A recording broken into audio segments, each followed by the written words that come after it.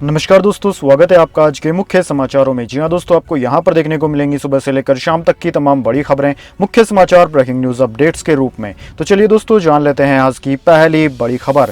सांसदों को बांटी गई संविधान की कॉपी पर हुआ विवाद। कांग्रेस का आरोप, प्रस्तावना से समाजवादी और धर्मनिरपेक्ष शब्द हटाया गया। सरकार बोली ये मूल संविधान में नहीं थे।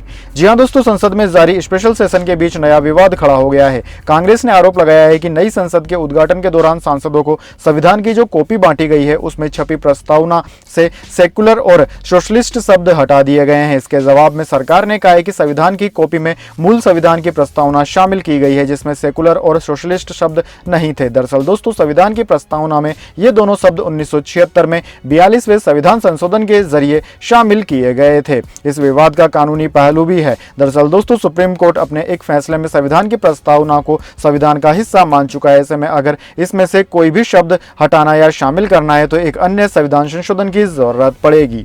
इसके बाद दोस्तों, अगली बड़ी खबर। आतंकी पन्नू बोला, कनाडा सिर्फ खालिस्तानियों का, हिंदू भारत लौटे। 2 वीडियो जारी किए। वैंकूवर, ओटावा और टोरंटो में भारतीय दूतावास बंद कराने की धमकी दी। जी हां दोस्तों, खालिस्तान समर्थक हरदीप सिंह निज्जर की हत्या को लेकर भारत और कनाडा के बीच तनाव जारी है। दोनों देश एक दूसरे के डिप्लोमेट्स को निकाल चुके हैं। इसी बीच सिख फॉर जस्टिस SFG के आतंकी गुरपंतवंत सिंह पन्नू ने 2 नए वीडियो जारी किए। पहले वीडियो में उसने कहा कि हिंदुओं का देश भारत है और वे कनाडा को छोड़कर इंडिया लौट जाएं। कनाडा में वही सिख रहेंगे जो खालिस्तान समर्थन करते हैं। दूसरे वीडियो में खालिस्तानी आतंकी पन्नू ने 25 सितंबर को वैंकूवर, ओटावा और टोरंटो में भारतीय दूतावास बंद कराने की धमकी दी है। इसके साथ ही SFJ ने डेथ ऑफ इंडिया यानी कि भारत मुर्दाबाद अभियान भी शुरू करने की बात कही। आतंकी पन्नू ने कहा है कि उसका संगठन 25 सितंबर को ग्लोबल लेवल पर डेथ टू इंडिया यानी कि बाल्कनाइज कैंपेन शुरू करेगा। इसके बाद दोस्तों, अगली बड़ी खबर। कनाडा में रहने वाले भारतीयों के लिए एडवाइजरी जारी। कहा सिक्योरिटी के हालात ठीक नहीं, स्टूडेंट्स ज्यादा सतर्क रहें।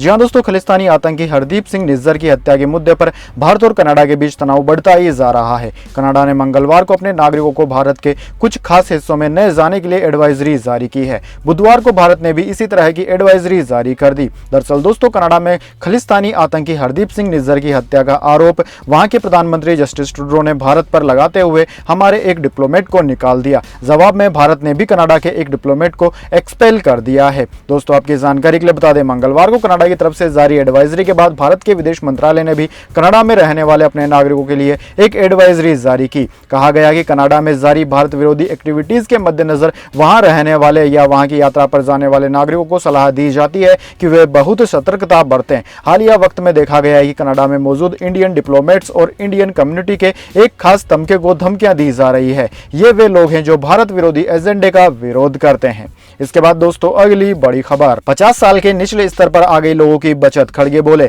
अच्छे दिनों की ऐसी लगी चपत। जी हां दोस्तों, भले ही केंद्र की मोदी सरकार इस बात को लेकर अपनी पीठ थपथपा रही हो कि उसके कार्यकाल के दौरान भारत दुनिया की 5वीं बड़ी अर्थव्यवस्था बन चुका है और देश की प्रति व्यक्ति आय 2014-15 के मुकाबले 2022-23 में दुगनी बढ़ोतरी के साथ 1,72,000 रुपए हो चुकी है, लेकिन RBI के ताजा रिपोर्ट के मुताबिक भारतीयों की घरेलू बचत में लगातार गिरावट आ रही है और ये 50 साल के निचले स्तर पर जा पहुंची है। सितंबर महीने के लिए RBI ने जो मंथली बुलेटिन जारी किया है उसमें हाउस होल्ड असेट और लाइबिलिटीज पर रिजर्व बैंक की एक ताजा report RBI data on house hold asset and liabilities सामने आई है। उनके मुताबिक लोगों की घरेलू बचत 2020-21 में GDP के 11.5% से वित्त वर्ष 2022-23 में घटकर 5.1% पर आ गई है, जो चिंता का सबब बन चुका है। दोस्तों, RBI के डेटा के मुताबिक साल 2022-23 के दौरान नेट फाइनेंशियल सेविंग घटकर 5.1% रह गई, जो कि पिछले कुछ सालों में सबसे कम है। वहीं दोस्तों, RBI की इस रिपोर्ट के सामने आने के बाद इस पर राजनीति भी शुरू हो गई है। कांग्रेस अध्यक्ष मल्लिकार्जुन खड़गे ने इस डेटा के सामने आने के बाद मोदी सरकार पर निशाना साधते हुए ट्वीट किया कि जनता की बचत 50 सालों में सबसे कम हो गई। उन्होंने कहा कि मोदी सरकार के अच्छे दिनों में लोगों के बचत को चपत लग रही है। मुख्य विपक्षी दल कांग्रेस के ट्विटर हैंडल से भी ट्वीट कर सरकार पर निशाना साधा गया है। इसके बाद दोस्तों, अगली बड़ी खबर। ICC ranking, Mohammed Siraj one day के नंबर 1 गेंदबाज बने। एशिया कप फाइनल में 6 विकेट लिए थे। गिल ने कम किया बाबर से फासला। जी हां दोस्तों, भारत के तेज गेंदबाज मोहम्मद सिराज ICC रैंकिंग में वनडे के नंबर 1 गेंदबाज बन गए हैं। बुधवार को जारी रैंकिंग में सिराज को 8 स्थान का फायदा मिला। वे 694 पॉइंट के साथ 9वें से टॉप पर पहुंच गए हैं। पिछले सप्ताह पहले स्थान पर काबिज ऑस्ट्रेलियाई गेंदबाज जोश हेजलवुड दूसरे स्थान पर आ गए हैं। उनके 678 पॉइंट हैं।